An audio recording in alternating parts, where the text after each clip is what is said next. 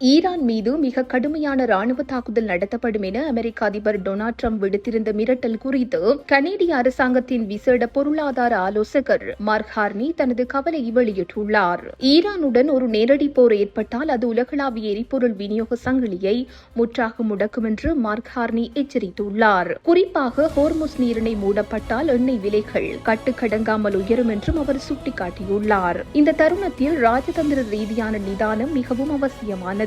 ஒரு தவறான ராணுவ நகர்வு பல தசாப்த கால உலக பொருளாதார வளர்ச்சியை பின்னுக்கு தள்ளிவிடும் என்றும் அவர் ஒட்டாவாவில் செய்தியாளர்களிடம் தெரிவித்தார். கனடா போன்ற நாடுகள் இத்தகைய மோதல்களால் ஏற்படும் பணவீக்கத்தை எதிர்கொள்வது கடினம் என்றும் அமைதி பேச்சுவார்த்தைகளுக்கே முன்னுரிமை அளிக்க வேண்டும் என்றும் வலியுறுத்தியுள்ளார்.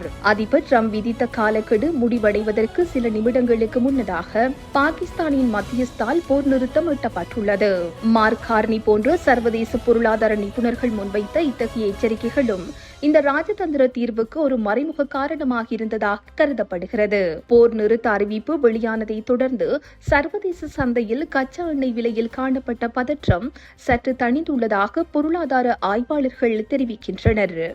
இந்த செய்தி உள்ளிட்ட மேலதிக விரிவான செய்திகளுக்கு www.behindmenews.org என்ற எமது இணைய பக்கத்தினை பார்வையிடவும்.